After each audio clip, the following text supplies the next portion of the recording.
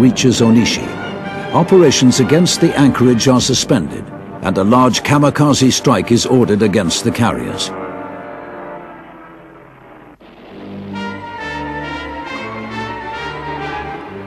The kamikazes succeed in hitting 4 of their targets, inflicting the most serious damage yet sustained by the US ships.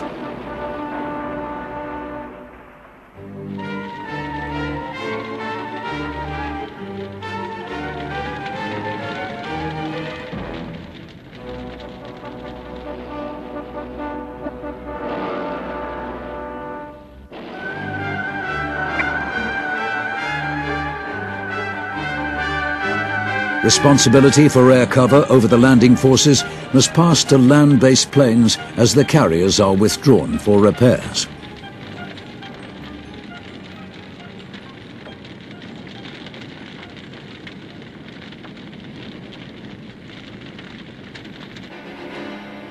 As a counter to the threat of kamikazes, major changes are introduced to US fleet operations. More new destroyers are made available for picket duty around the carrier fleets, while the carriers themselves double the number of fighters aboard to strengthen their combat air patrols. Morale also needs protection, and servicemen on shore leave are put on strict orders not to discuss the suicide attacks.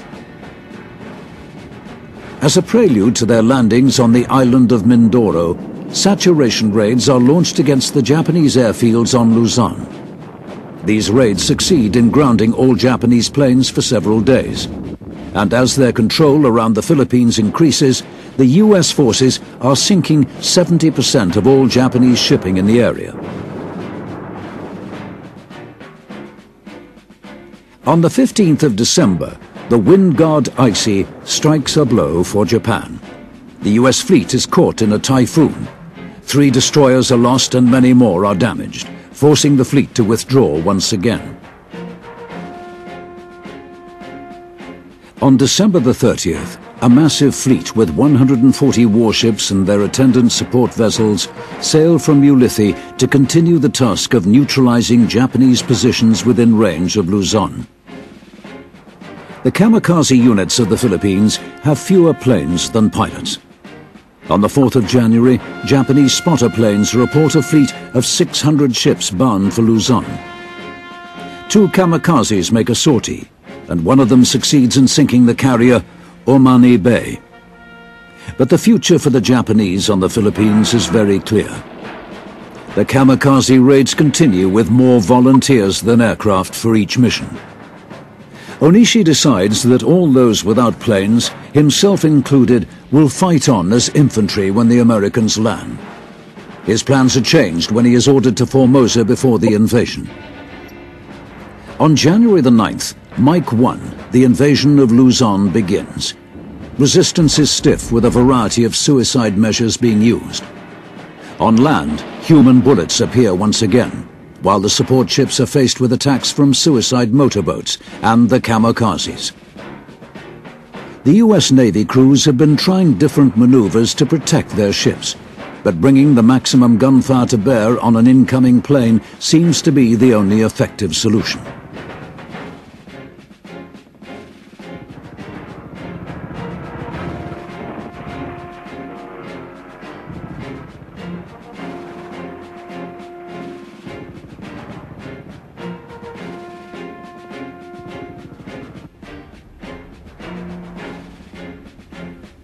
The last organized kamikaze sortie of the Philippines campaign takes place on the 13th of January, a campaign which has cost the lives of 1,200 suicide pilots. As the fighting on the Philippines passes to the army, Onishi is busy in Formosa organizing new kamikaze units. The US fleet are not far behind, and they soon begin their duel with the kamikazes of Formosa. The Japanese expect that Okinawa will be the next US objective, but the Americans are after a base which is within fighter range of mainland Japan, and Iwo Jima is their choice.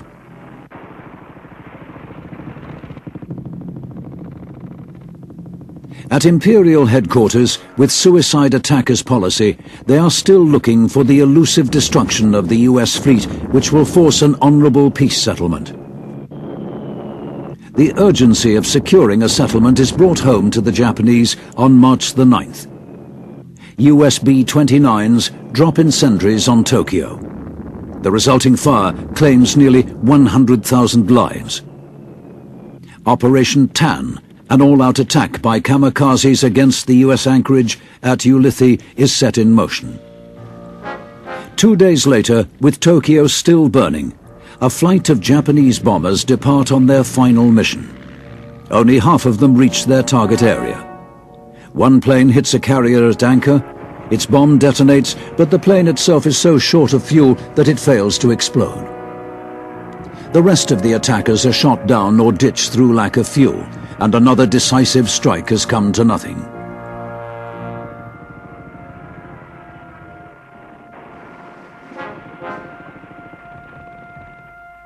Since January, both the Army and Navy have had plans for the defense of the homeland.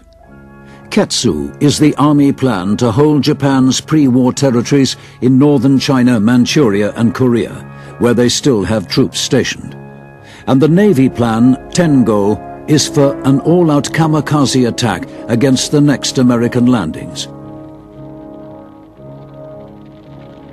Despite repeated failures to turn the tide of the war, the Imperial High Command maintains its belief that the samurai spirit will carry the Japanese warriors to victory.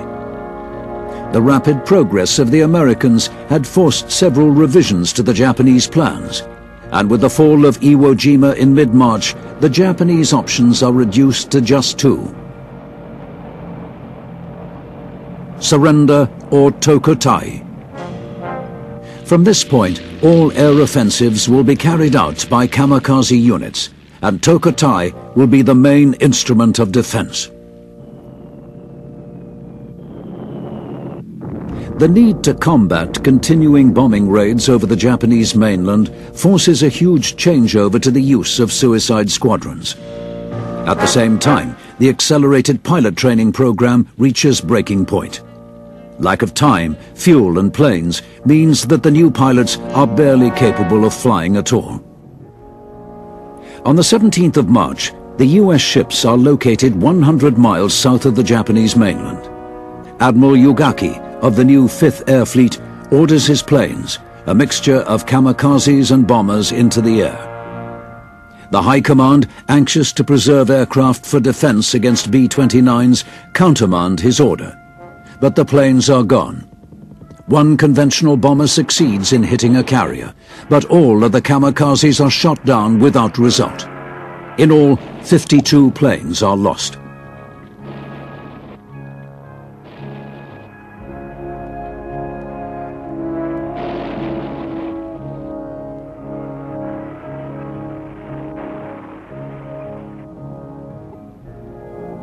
Two days later, conventional pilots, labeled Sukebi or lechers by their kamikaze colleagues, attack the US fleet again.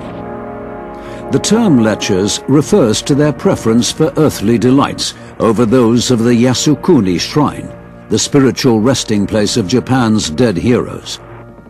The lechers in turn refer to the kamikazes in less cryptic terms as Kichigai, madmen. A few of the Tsukubi succeed in hitting two carriers, inflicting 1,000 casualties aboard the Franklin.